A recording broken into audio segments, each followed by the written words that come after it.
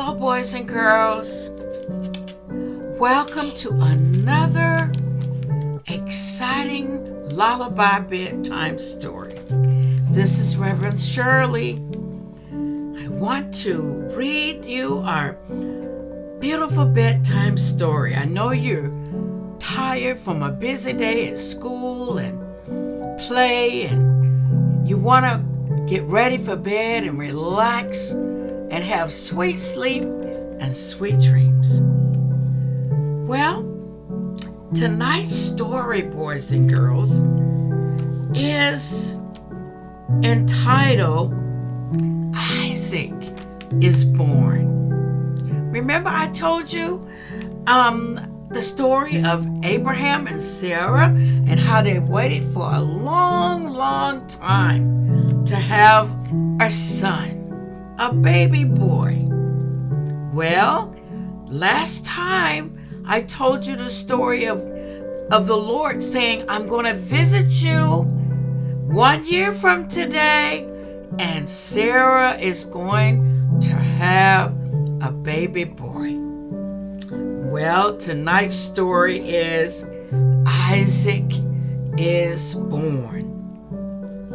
Just like the Lord said to Abraham and Sarah a year earlier, when Sarah was 90 years old, boys and girls, and Abraham was 100 years old. Sarah gave birth to a bouncing baby boy. I bet you can't tell me his name. Well, I'll give you 1, 2, 3 times to try. Well, I tell you, his name was Isaac. They named him Isaac, which means laughter. A year before, Sarah laughed at the very thought of having a baby at the age of 90 years old. And all of her life, boys and girls, women laughed at her. They laughed at her because she couldn't have a baby. She couldn't have any children. They called her names.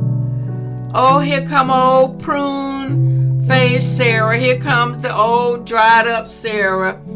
But no more, boys and girls. Nobody's laughing at Sarah now because she is 90 years old and she just gave birth to a bouncing baby boy whose name is Isaac, which means laughter.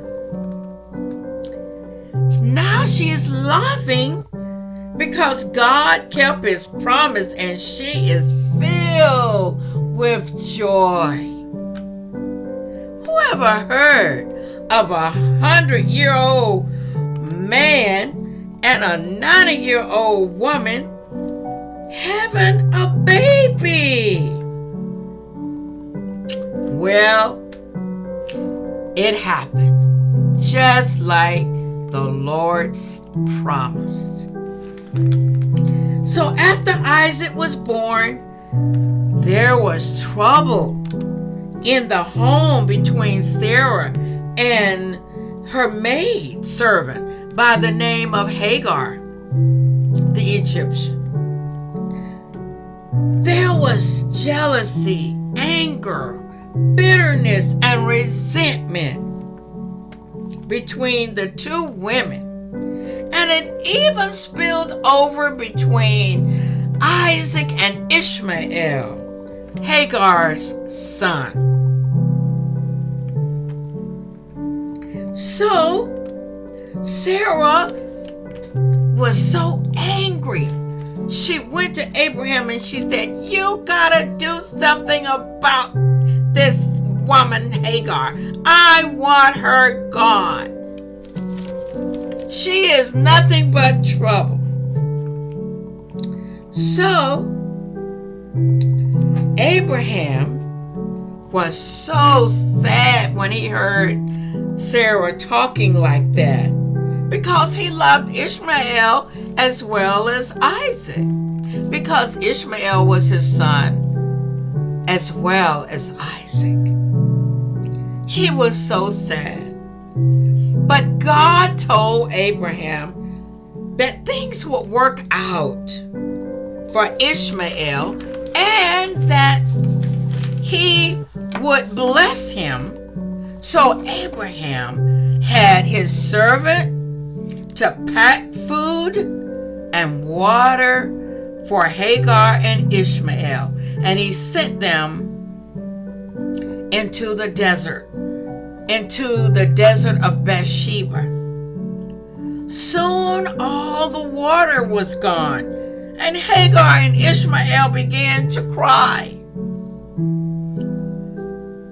Ishmael was so weak he laid down on the desert sand, and he just began to cry. Mama, I'm thirsty. I am thirsty, Mama. So God heard the cry of Ishmael and Hagar, and God sent an angel to call out to Hagar from heaven. And the angel said to her, "What is the matter, Hagar?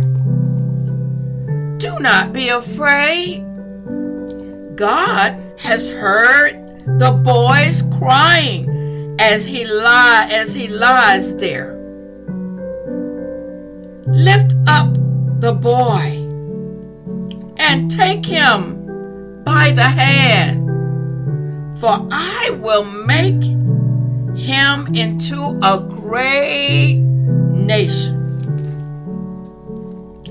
Then God opened Hagar's eyes, and she saw a well of water. So she went and filled her container, her skin, water skin, with water, and gave the boy a big drink of water. God was with Ishmael as he grew up, and he lived in the desert and became an archer. Bow and arrow, an archer.